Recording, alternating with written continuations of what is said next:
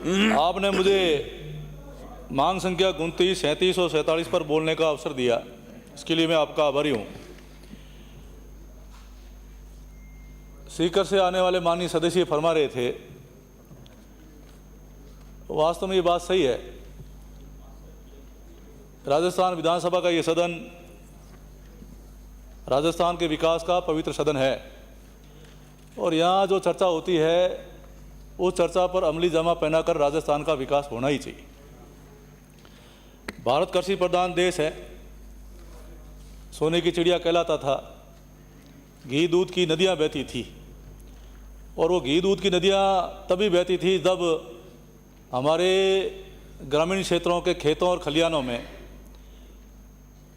उष्ट वंश, गाय वंश, भैंस वंश, बकरी वंश, भेड़ वंश, पशुधन बहुतायत रहता था और बहुतायत होता था। और ग्रामीण क्षेत्रों में गांव की जो अर्थव्यवस्था थी वो कृषि और पशुपालन पर निर्भर थी और वही काम हुआ करता था।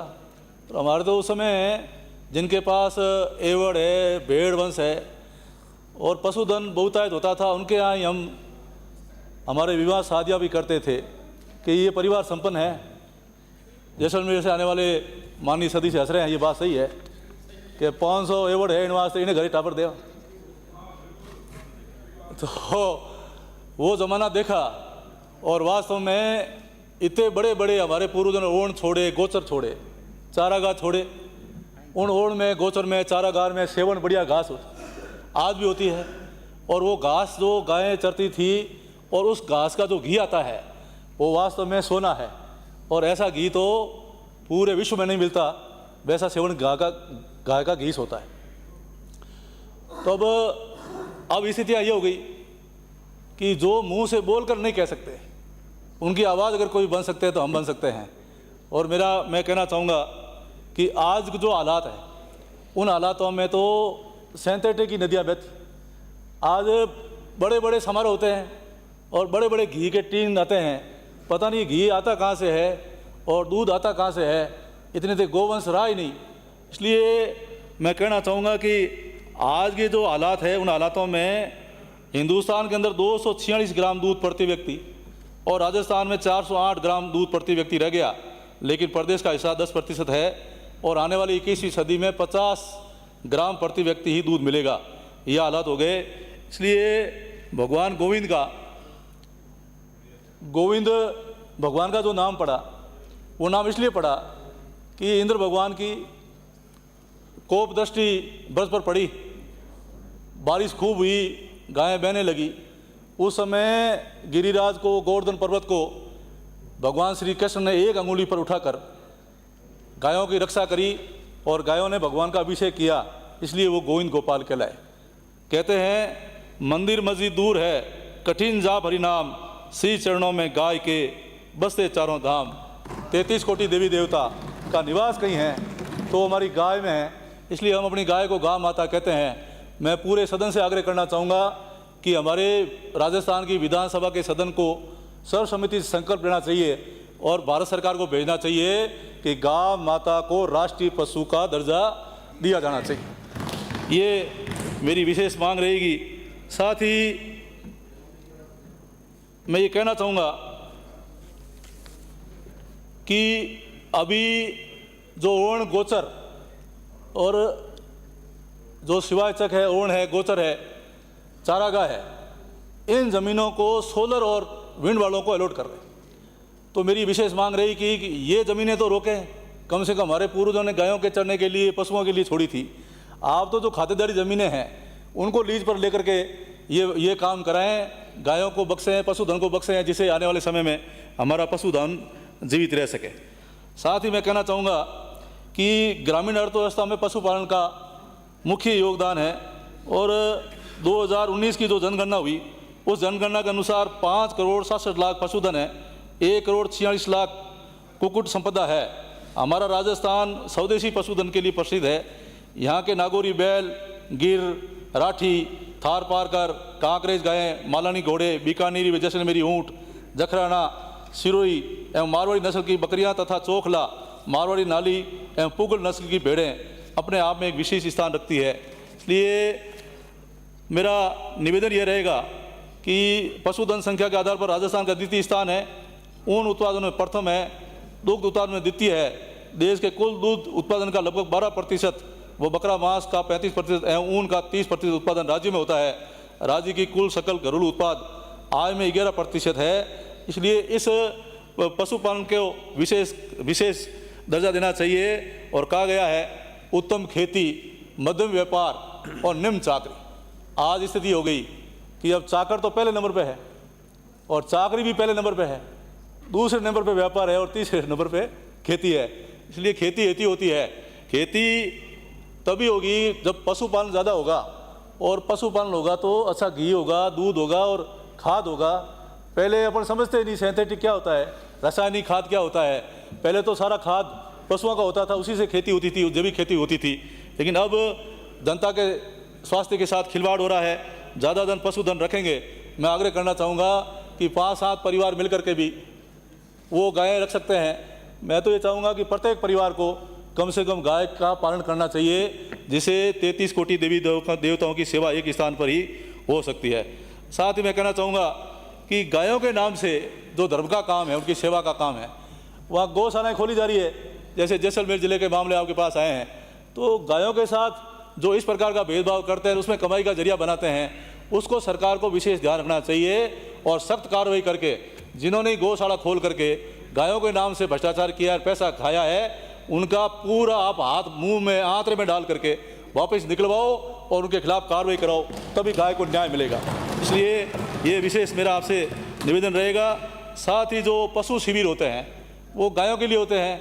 अब वो पशु शिविरों में आपको ऊँटों को, बकरियों को, भेड़ों को, उनको भी शामिल करना चाहिए, जिससे उनका भी संरक्षण हो पाएगा। साथ ही ऊँट हमारा रेगिस्तान का जाज और पशु राज्य है, हमारा राज्य का पशु है, राज्य पशु है। इसलिए इसमें तो ये सैद्धांतिक सहमति भी बन गई कि जब हृदयघात होता है या डायबिटीज़ होती है तो उसके लिए कोई उपयोगी दूध है तो वो हमारे ऊँट वंश का है, जिससे उसका उपयोग है। अब ऊँटों की तस्करी हो रही है, 7 स्टार 5 स्टार वहाँ होटलों में जाता है, बुजुर्गखानों में कटकर जाता है, तो इसको खास तौर से रोकने की ज़रूरत है।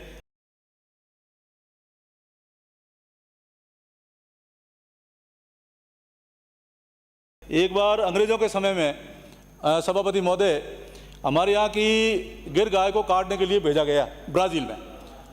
तो जब वो भेजा गया था वो गर्भवती थी।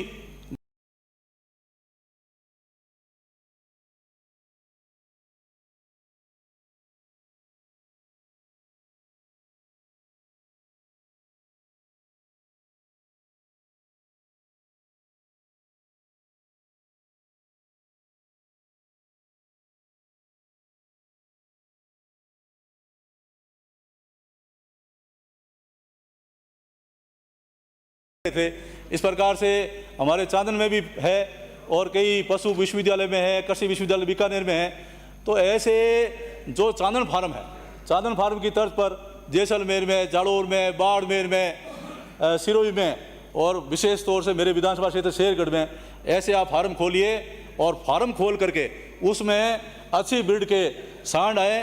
प्रत्येक ग्राम पंचायत को 80 नस्ल के सांड मिले और सांडों से अच्छी नस्ल पैदा हो। इसलिए हम सभापति महोदय ये कहना चाहेंगे कि जिस प्रकार से अब हमारे गांव में लोगों को सबको 5 किलो गेहूँ मिलता है, तो हमारी गाय को भी इस प्रकार से सरकार की तरफ से पौष्टिक आहार मिलना चाहिए, पौष्टिक चारा मिलना चाहिए, जिससे पशुपालक को मदद मिले कि सरकार की तरफ से एक गाय का 5 किलो पौष्टिक आहार मिला है, चारा मिला है, जिससे उसको सहायता मिले और मदद मिले। इस प्रकार का काम निश्चित रूप से होना चाहिए। साथ ही ये होलिस्टीन और जो जर्सी गाय है, इस जर्सी गाय के लिए सुकड़ों का एक टीका है। अब उस सुकड़ों के टीके में 90% बछड़ियाँ होती।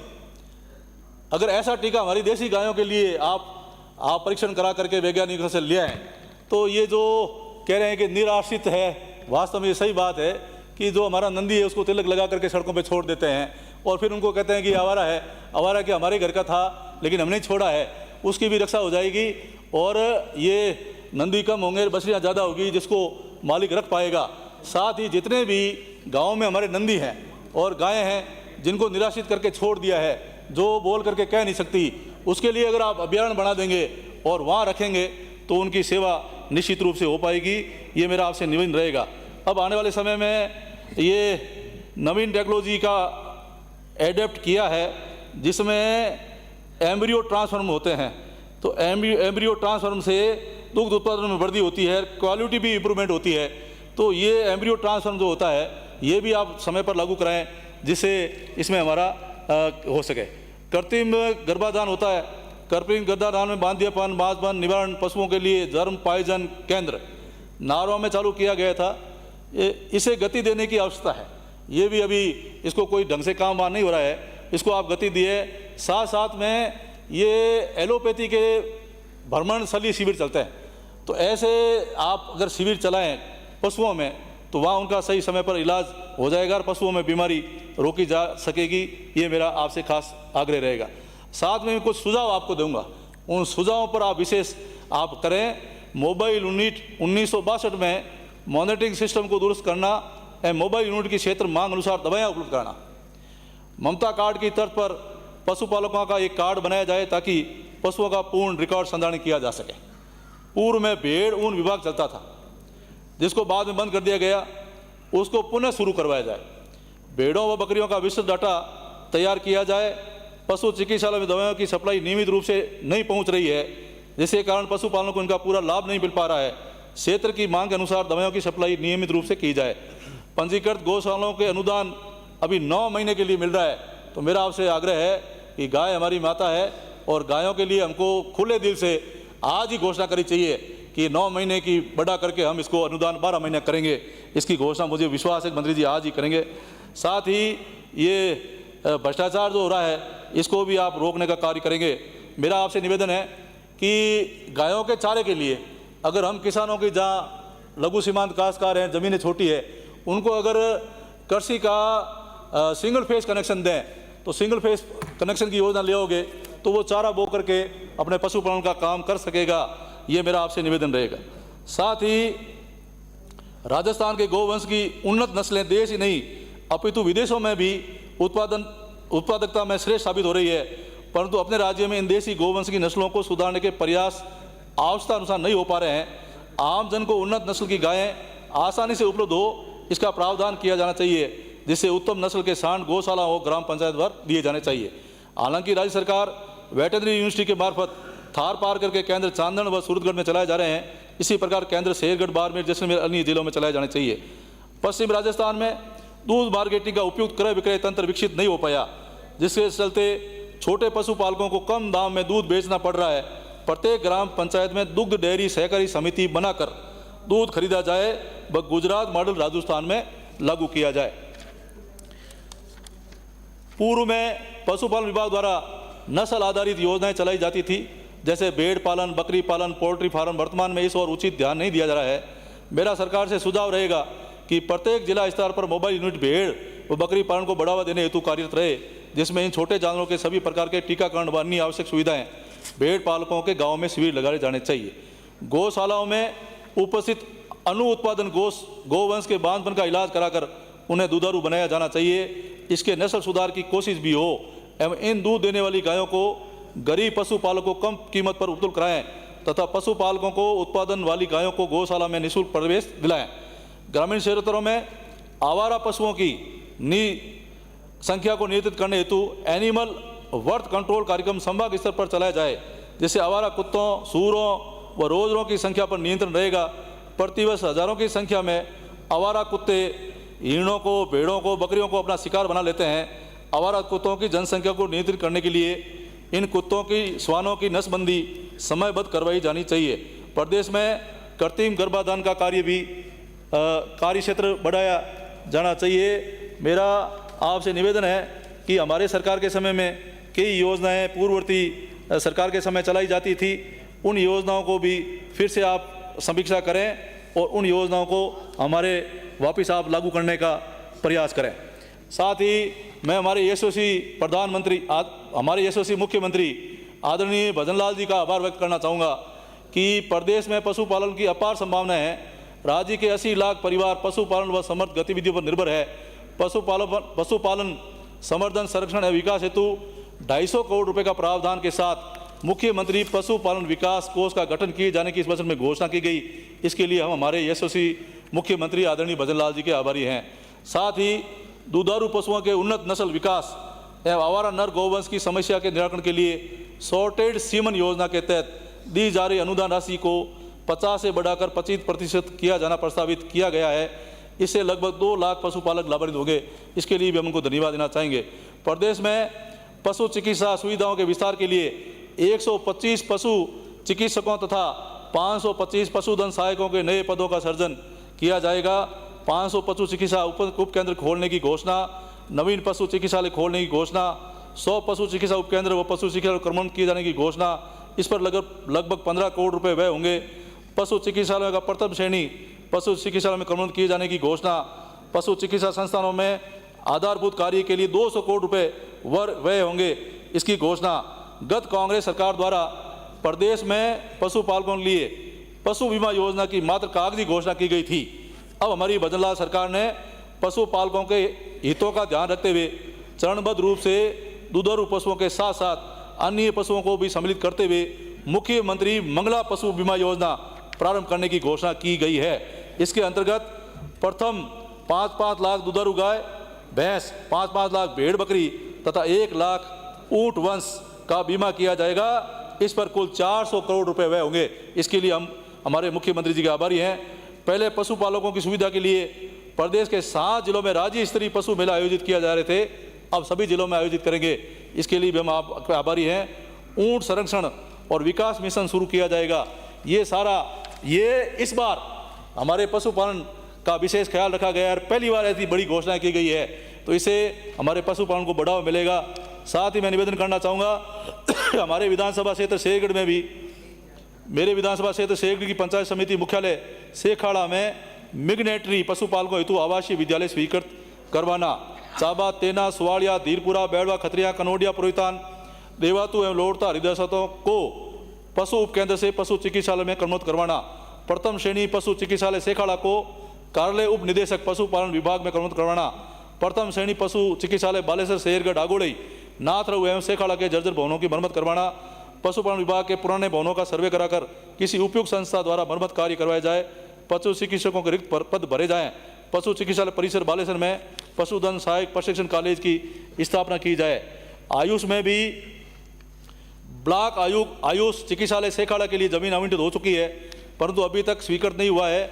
मेरा मंत्री जी से निवेदन रहेगा कि ब्लॉक आयुष चिकित्सालय का भवन निर्माण किया जाए। ब्लॉक आयुष चिकित्सालय सेखाड़ा में 18 पद स्वीकृत है, उसमें से केवल मात्र 4 कार्यरत है एवं 14 पद रिक्त है, इनको भरा जाए। विधानसभा क्षेत्र शेरगढ़ के अधिकांश आयुर्वेद चिकित्सालय के स्वयं के भवन नहीं है एवं अधिकांश पद भी रिक्त है। भवनहीन चिकित्सालय के भवन निर्माण एवं रिक्त पदों को भरा जाए। सेखाड़ा में जिला आयुष चिकित्सालय खोला जाए। आयुर्वेदिक चिकित्सालय में नियमित रूप से दवाएं सप्लाई नहीं होती है, जिसके कारण ओपीडी कम रहती है एवं लोगों को पूर्ण लाभ नहीं मिल पा रहा है। बालेसत्ता मुख्यालय पर होम्योपैथी, आयुर्वेदिक, यूनानी ये 3 अस्पताल अलग अलग जगह पर संचालित है। इसको एक स्थान पर राजकीय प्राथमिक विद्यालय जूनावास स्कूल परिसर में, जो अभी वर्तमान में राजकीय उस माध्यम में मर्ज होने के कारण ये भवन खाली है, इसमें संचालित करा जाए। मंत्री महोदय, ऐसी खबरें छप रही है आपके जितने भी भवन हैं पशुपालन विभाग के, वो जर्जर हालातों में है, इनका विशेष सर्वे करा करके इसमें काम कराया जाना चाहिए। साथ ही मेरा निवेदन रहेगा कि आयुष नर्सेज हैं, मंत्री महोदय मैं आपसे निवेदन करना चाहूँगा कि इनकी जो वेतन विसंगतियाँ हैं, प्रदेश में वर्ष 1998 से 2013 तक आयुष नर्सेज को मेडिकल नर्सेज के समान वेतन दिया जा रहा था, किंतु जुलाई 2013 में मेडिकल नर्सेज को ग्रेड पे 4200 एवं आयुष नर्सेज को ग्रेड पे 3600 देते हुए दोनों के मध्य वेतन विसंगति को जन्म दे दिया गया, जबकि दोनों का प्रशिक्षण, भर्ती का तरीका एवं कार्य एक समान है। नर्सिंग भत्ता, प्रदेश में आयुष नर्सेज को भी मेडिकल नर्सेज के समान नर्सिंग भत्ता दिया जाए। कैडर रिव्यू, आयुष विभाग में नर्सेज पदों के अनुरूप नवीन कैडर रिव्यू कराया जाकर पदोन्नति का मार्ग प्रशस्त कराया जाए। नर्सेज का पद नाम परिवर्तन, नर्सिंग ऑफिसर आयुष संयुक्त आयुष विभाग स्तर पर वर्षों से लंबित है। गैर वित्तीय विभागीय मांगों का शीघ्रातिशीघ्र कार्य किया जाए, ये मेरा आपसे निवेदन रहेगा। साथ ही अध्यक्ष महोदय, सभापति महोदय, 2008 में स्वास्थ्य और आयुर्वेदिक विभाग में ग्रामीण कैडर बनाया गया। जिसमें दोनों ही विभागों के डॉक्टर, नर्स, कंपाउंडर की भर्ती की गई, परंतु स्वास्थ्य विभाग में ग्रामीण कैडर को मूल विभाग में मर्ज कर रेगुलर कर लिया गया। लेकिन आयुर्वेद विभाग में ग्रामीण आयुर्वेदिक चिकित्सक, नर्स, कंपाउंडर को स्थायी तो किया गया, परंतु मूल कैडर में शामिल नहीं किया गया। इसलिए मंत्री महोदय, तब से अब तक ग्रामीण कैडर के कोई रूल्स नहीं बने हैं, न ही कोई प्रमोशन पॉलिसी बनी है। 2008 में भर्ती हुए आयुर्वेदिक चिकित्सक, नर्स, कंपाउंडर की 2015 में पुनः भर्ती की गई।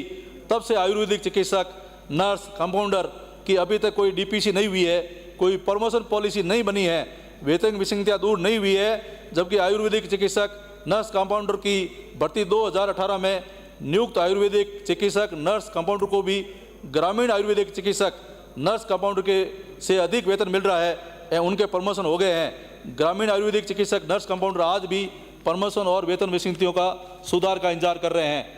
आयुष चिकित्सकों का भी प्रोबेशन काल 2 साल का होता है, जबकि एलोपैथिक चिकित्सक का प्रोबेशन काल 1 साल का होता है, क्योंकि 1 साल की इंटर्नशिप को प्रोबेशन काल में शामिल कर लिया गया है। वहीं आयुष चिकित्सकों की भी 1 साल की इंटर्नशिप होती है, उसे प्रोबेशन काल में शामिल नहीं किया गया है। इस भेदभाव को खत्म किया जाए और आयुष चिकित्सकों का 1 साल का प्रोबेशन काल किया जाए। एलोपैथी चिकित्सक की तरह एनपीए, नॉन प्रैक्टिस अलाउंस 62 वर्ष का कार्यकाल और डीपीसी 6, 12, 18 वर्ष पर हो, ये मेरा खास निवेदन रहेगा। मुझे विश्वास है कि हमारे राजस्थान सरकार इन 5 साल के कार्यकाल में पशुपालन को विशेष बढ़ावा देने का काम करेगी। इन्हीं शब्दों के साथ बहुत बहुत धन्यवाद। जय हिंद, जय भारत।